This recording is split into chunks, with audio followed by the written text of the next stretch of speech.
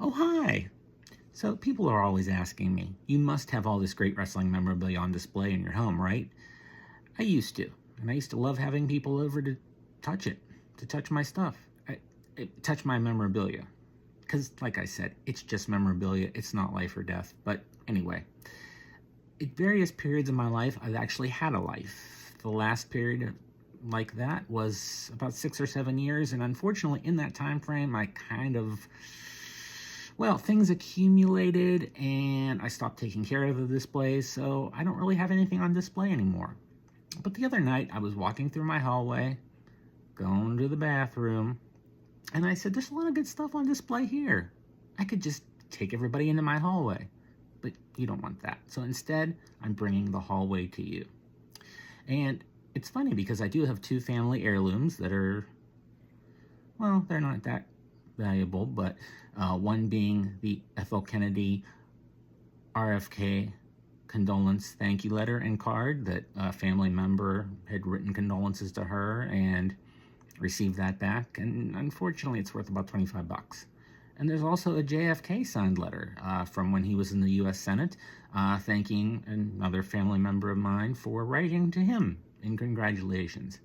Now, being the autograph person that I am, I was always skeptical. Family members told me, oh yeah, it's his autograph, and I let them believe that, but it's secretarial. Maybe Miss Lincoln signed it, who knows? But it is secretarial, but it's still worth like $200. And really, that's the most I'm ever going to get from my family, so. But anyway, after those 2 heirlooms, my stuff begins.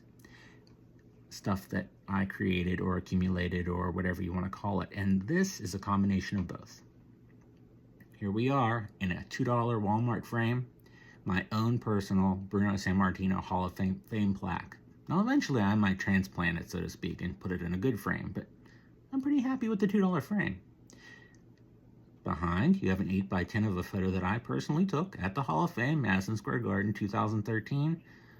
Bruno's 188th sellout, and don't let anybody tell you different. There he is on stage, and I did get him to sign it.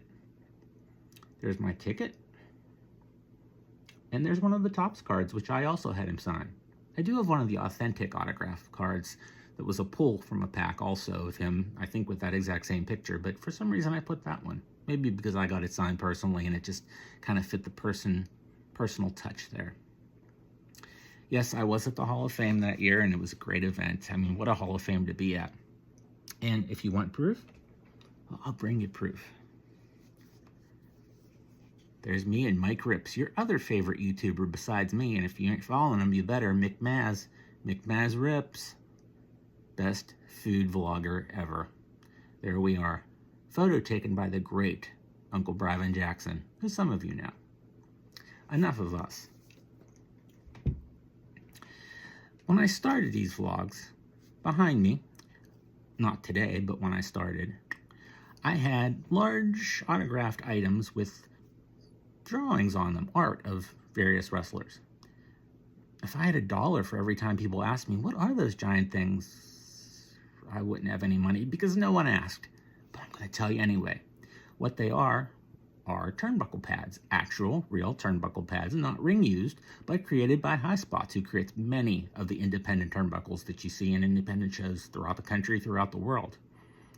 High Spots does a lot of signings, private signings with wrestlers, legends, current stars, and they'll create a turnbuckle for most of the stars. Again, it's a turnbuckle, full turnbuckle pad, and it has some sort of art pertaining to the star, and then the stars autograph them. I don't like to do predictions, but if I had to, I'd predict these to be really high-priced items in the future. There aren't many of them. Some of the stars are already deceased who signed these turnbuckle pads, and people don't know about them. So when they find out about them and how cool they are, they're going to want them. Now, I mostly collect the full-size turnbuckles because they're actual turnbuckles that could be used in a ring. However, High Spots branched out to mini turnbuckles as well. A little cheaper in price and easier to store and display, but I'm really fond of the large, full-sized ones. But in my hallway, I have large ones, and this one that I'm going to show you, a Bull Nakano mini turnbuckle. Again, I like the full-sized ones, but I do have 2 mini ones, and this is one of them. You'll see the other one in a feature vlog, I'm sure. How could you not love that artwork? That's Bull. That is our Bull. Hall of Famer in my hall, just like Bruno. And another Hall of Famer that's in my hall, and another personal item, is me and the Dream. And there we are. This photo was taken around 2008, 2009, somewhere abouts, at Cinemania in, well, outside of Philadelphia, in Levittown, Pennsylvania. A great show run by George of George's Cards and Collectibles. He no longer runs the show. He runs card shows, but not Cinemania. But what a show it was for legends and then currently released stars, and it was back when the prices weren't out of this world. But there's me and the Dream, and it wasn't the first time that I met the Dream either. I would say it was about the 4th, 5th time. So I wanted something different to do in the photo.